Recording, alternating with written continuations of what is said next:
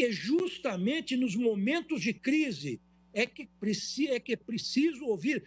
todas as forças sociais para que haja consenso nas medidas excepcionais que precisam ser tomadas, muitas vezes dolorosas, para justamente superar a crise. Se estas medidas não forem tomadas de forma consensual, não tenhamos dúvida,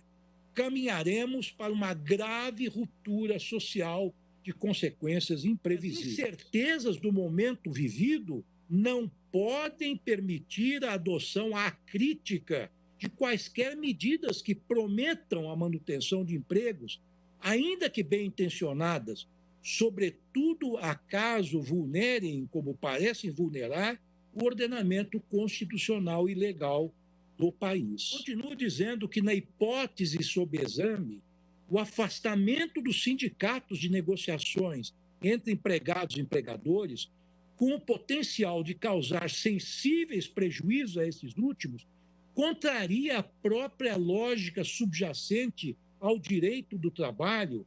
que parte da premissa da desigualdade estrutural entre os dois polos da relação laboral. Não obstante, o combate aos efeitos deletérios da pandemia que graça entre nós em todo o mundo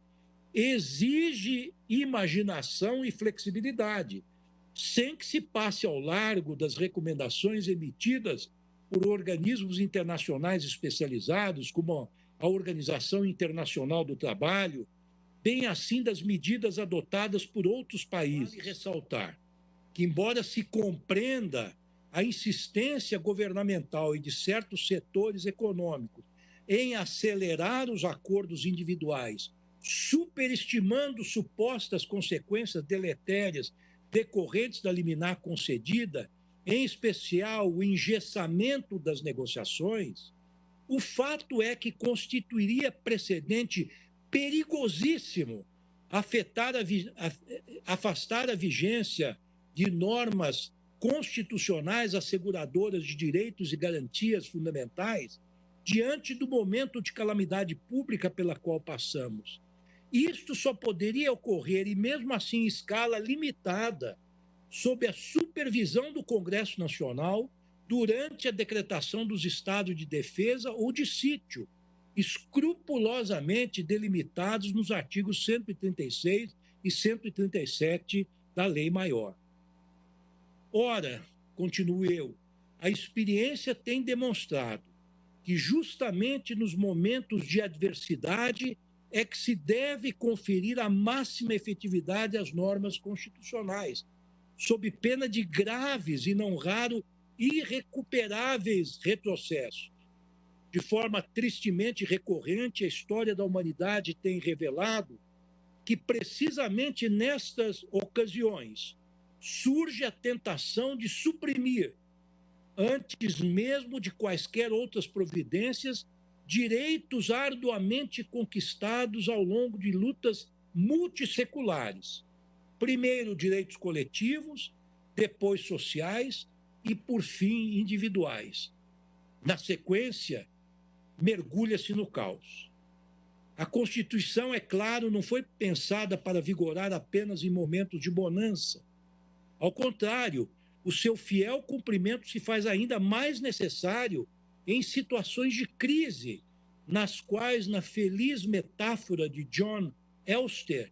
ela serve como um mastro a que se prendeu Ulisses,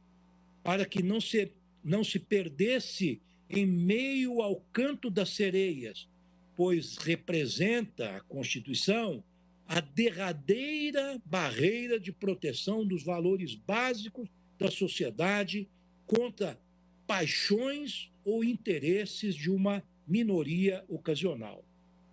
De resto, a redução dos salários, que é vista como panaceia para resolver as dificuldades econômicas pelas quais passamos atualmente, já se encontra prevista na vigente Constituição, sendo naturalmente vocacionada para os momentos de crise, até porque, em situações normais, a perda de remuneração não é esperada nem desejada. Para que isso aconteça a bem da segurança de todos os envolvidos, o texto magno previu a participação dos sindicatos nas negociações para a proteção daqueles, invariavelmente os mais débeis na relação de trabalho, que sofrerão uma diminuição de rendimentos.